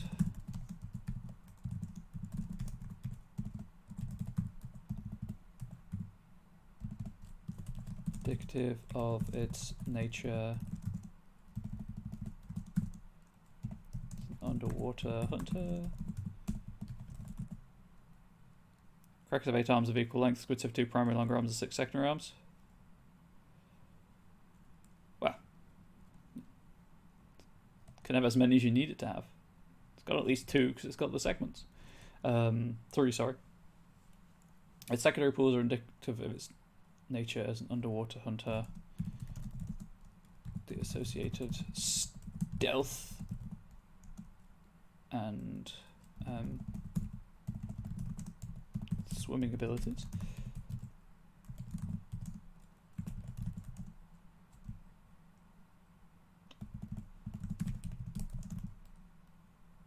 Swimming abilities and seeing an enemy like the Elder God from Legacy of Kain series was a fun time. Oh gosh, the Elder God. Thanks for reminding me about that. Hoo boy. Oh, what does I always think of when I think the Shoggoth in Call Through the Dark Corners of the Earth. That's what I always think of when someone's like, too many tentacles. And I know Shoggoths have pseudopods, but shh. The associated swimming abilities and like specialized senses.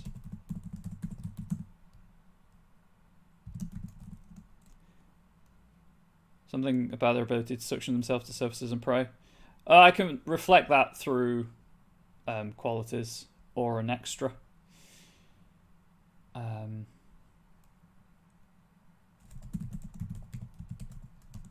their ability to hide through... Yeah, let's just put chromatophores in here.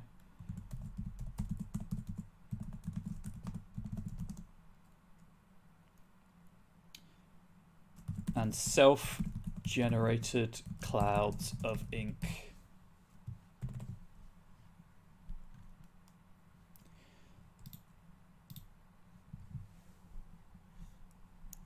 Okay, is there anything that I want here?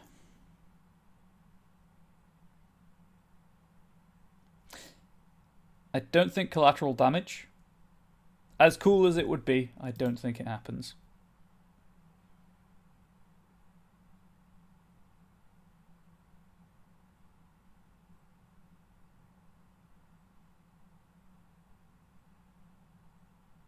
So there is a quality called Wall Walker, where the antagonist can move up vertical surfaces at normal speed and move across ceilings or other overhangs. I think I might give it that. Can you imagine how horrific that would be?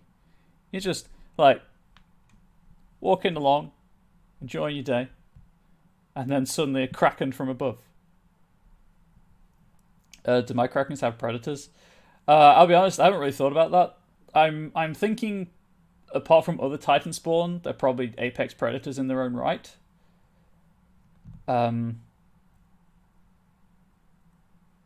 Heck, they're getting Wall Walker. They're getting Wall Walker. They're going to be an ambush predator, an amphibious ambush predator.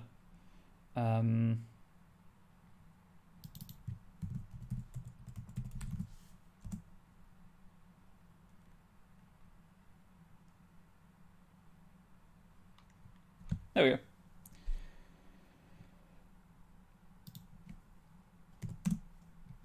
I just want to see that scene now. But like, I don't want to run that scene. I want to watch people's reactions to it. It kind of makes sense for a defense escape purposes, not used for an apex predator. Not if it can see through the ink. It could serve to disorient its prey.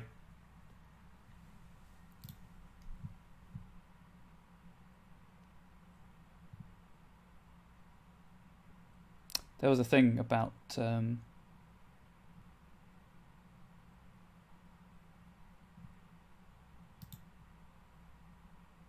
where was it?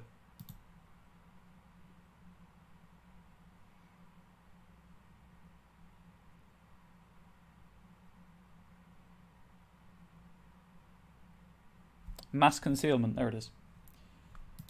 But that's a flare? Yes, that's a flare.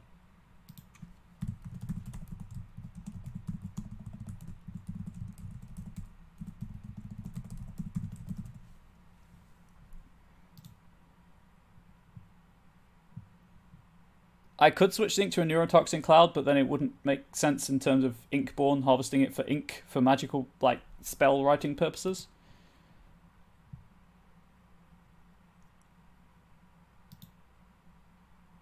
I do appreciate what you're saying. And depending on how I feel about it, I'm not averse to changing it, but I'm going to try and make this work right now. Yeah, that's not going to work. Go back to origin stuff.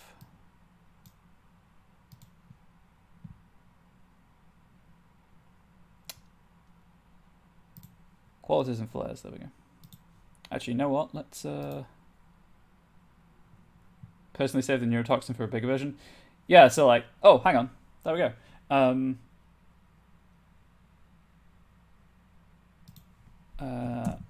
At which point the ink becomes a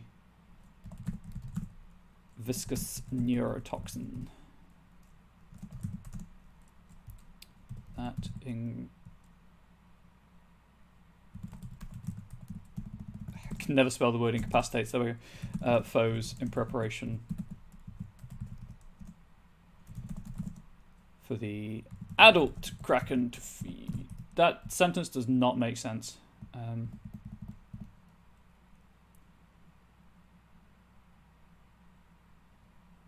Some kind of giant whales and megalodon shark would make for a good Kraken hunter? It would, and they'd be able to Titan spawn anyway, so...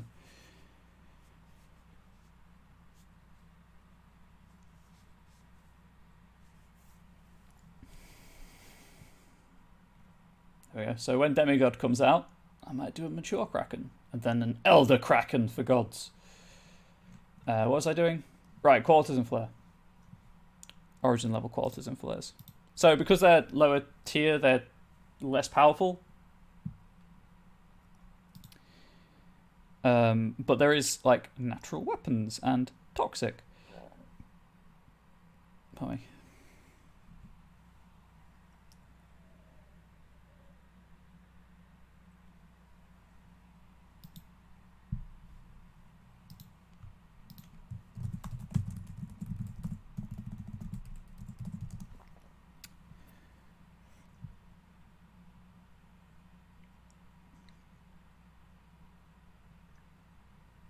Just going through the origin book, seeing if there's any appropriate things.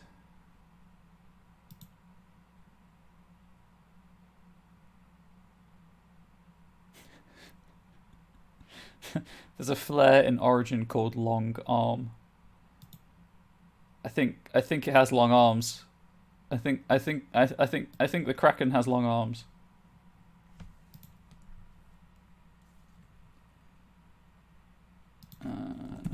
Natural weapons.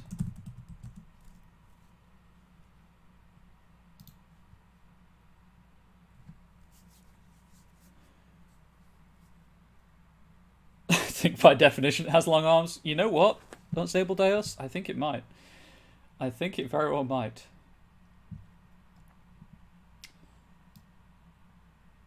So really that's what I mean.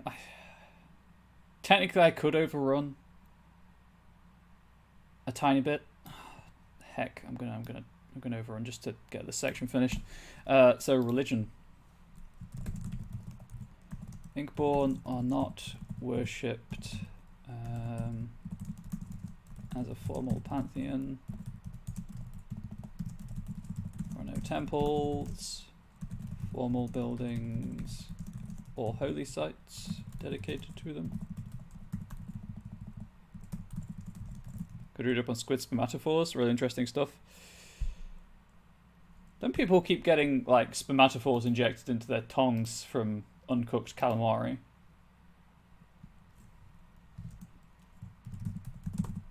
Instead, they claim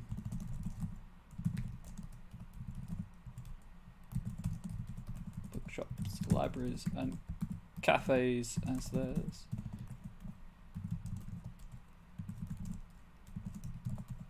Exactly, and they're very big and painful. Yep, I thought that's what they were. Fortunately, in the one instance of calamari I've had, which was nice, I did not encounter a spermatophore. Anywhere immortal can purchase or find a book. The Inkborn are strong. They're worshippers.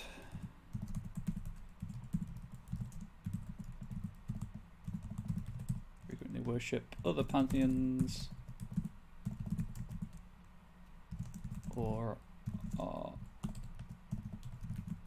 unaware of their worship of the Inkborn.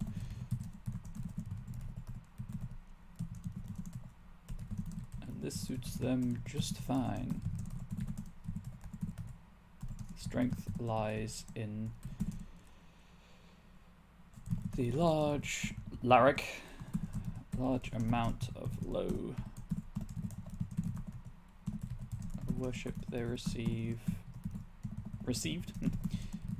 People talk about the characters they have inspired.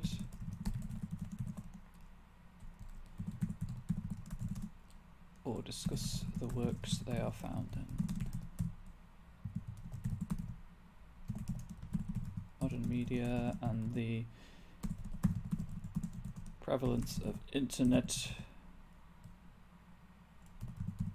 based and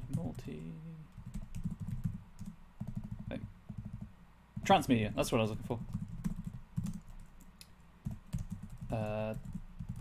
Storytelling has given the Inkborn, or have allowed the Inkborn to grow into a pantheon in their own right.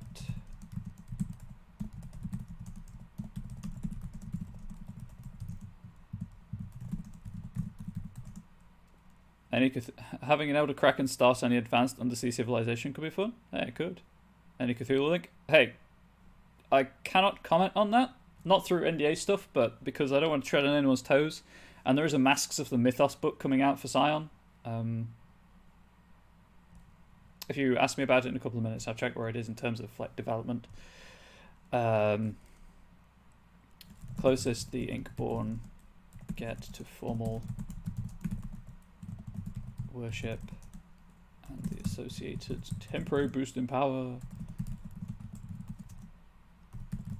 Boost in faith and power of numerous pop culture convention. Oh, has anyone seen the LA Comic Cons going on still?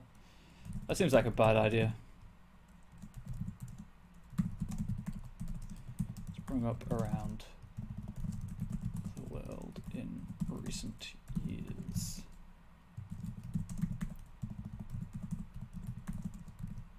Some hardcore fans have started.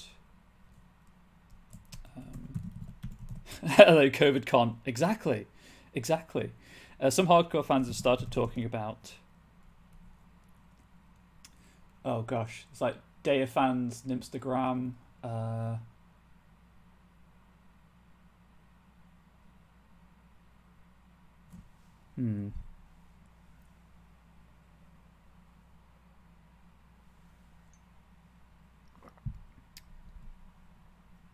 I want a pun related to like stories, archetypes, ink, paper, pens, pencils.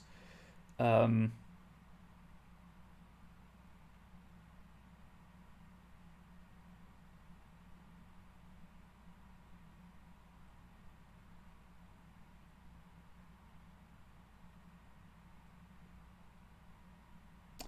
know what? Sorry, but a lot about how the US are handling COVID is fun. And a lot about how the UK is also handling it is fundamentally stupid. But I'm trying to keep politics off of the channel, because it's not my channel. I'm happy to talk about politics on my own channel, though, and on Twitter, both of which are Comrade Bubbles. Some hardcore fans have started talking about organising DayCon. Fear that. I appreciate it in Focalypse. Inkborn. Fear that other pantheons will muscle in on their turf.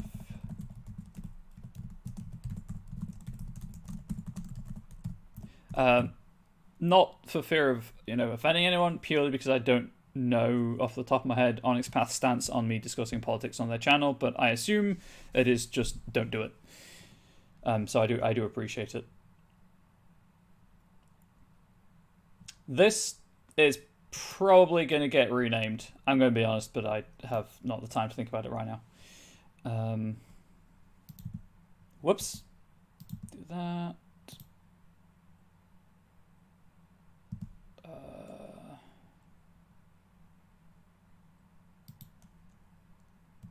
You know what? Let's make that one paragraph. It's one lesson by everything them as a climber at the moment, so it's not just politics being stupid, people in general. That is true. Anyway, or let's say not stupid, but unthinking. I'm happy with that. I'll probably add, tweak, whatever, when it comes to editing. So so this is a bi-weekly stream, or fortnightly if you prefer, although I'm aware quite a large proportion of the English-speaking world doesn't use the term fortnight, apart from, let's say, a highly popular Battle Royale game. The next stream will be the 13th of October, where I will create the long-teased fate-binding related purview. And then if I've got time, probably address some Birthright stuff. But that does bring me to the end of the stream, so let's go through the standard end of show things. As ever, right, Masks of the Mythos. Right, that. Masks of the Mythos is currently in post-editing development, which I believe means it's at kind of like the final writing stage before it goes for art. But if you want to know where I'm pulling that information from, the Monday meeting notes, at the bottom of every Monday meeting notes is a weekly update about where the various projects are in terms of the development cycle. And then it's also just a standard update about Onyx Path as a company. So, for example, the Kickstarter that's running now, Demigod, which I will also drop a link for, because why wouldn't I? Please, thank you. That runs until Thursday. It is expensive for international backers, so please be aware of that. If you scroll kind of down to the bottom of the Kickstarter, there's a couple of options for international backers for like saving money and things like that. It also announced that next Tuesday, so I'm not streaming, but next Tuesday is the next Kickstarter for a World of Darkness 20th anniversary book. It's not a specific game line; it's a supplement to cover all the game lines for Ghost Hunters. I think that's the clearest way I've got of explaining it. And Youngman's Guide to Gelspad for Scarred Lands is getting its penultimate part 5, penultimate part, part 5, this week. And there's a 5e setting called Crossroads Continent that's being developed now by Onyx Path, as well as a supplement for They Came From Beyond the Grave called They Came From Camp Murder Lake, for slasher movies. All of that's good stuff's on the Monday meeting notes. They are weekly. Obviously, I stream bi-weekly, so I only do them every 2 weeks, but it's a good place to check for news. Which part of the UK? Northwest. I'm currently in lockdown. Well, not lockdown, but restricted movement, shall we say. Other important stuff, I guess. For those who weren't here at the start, I'm changing how I approach pricing my community content. Introductory stuff's going to be free. Well, not free, but pay what you want. Voice crack, please ignore that. Puberty has struck, I promise. Introductory content will always be pay what you want. But stuff like this supplemental will be charged an appropriate amount. That's that. I'll be in Scarred Lands after finishing the supplement, just to cut down on editing time for the supplement, that turnaround time mostly, and also so I can detox my brain before going back into more Scion. As ever, from me, thank you so much for being here. This is a community-driven show. It's for the community. I pitched it as a community thing, so without the community here, there's no point in me doing it, so thank you very much. If you have any questions or want to talk about anything, what have you, I am on Twitter at Comrade Bubbles. I do also stream on Twitch, twitch.tv/ComradeBubbles, where I mostly do video game stuff, but if I get enough support on my Patreon, there will be 5e content development eventually, I believe, but I'm like 30 people off of that, so that's not going to happen anytime soon. So if you do have any questions, if you want to talk about role-playing in general, hit me up on those two places. I do check the Onyx Path Discord server a lot. It's well worth checking it out to talk shop, basically. If you have an interest in any of Onyx Path's games lines, there's usually someone willing to talk about them in the relevant channels. The Demigod game that's been running on the Onyx Path channel, its finale is today. It is this evening in like 10 hours time. I think that's it. So I will be streaming in about half an hour on my channel for a short period of time as like a wind down from writing. But I hope that you've enjoyed this. I hope that you've taken something away from it that's been mildly entertaining, if not informative, and that you can make it next time. Which again, 2 weeks today. And I hope that you will have a good one. If you're interested in content on this channel, please do stick around for the post-roll. There's some sweet music, and there is plenty of branding for and promotional material for the other games and things on the channel. So thank you everyone for watching. Really appreciate it. I hope to see you around. And kind of as ever, I say this a lot on my channel, I rarely say this here, but please do, in these trying times, please do stay safe and stay healthy. We can get through this, but we can only get through it together. Anyway, I'm going to mute the mic, swap over to the post-roll, and see you all around.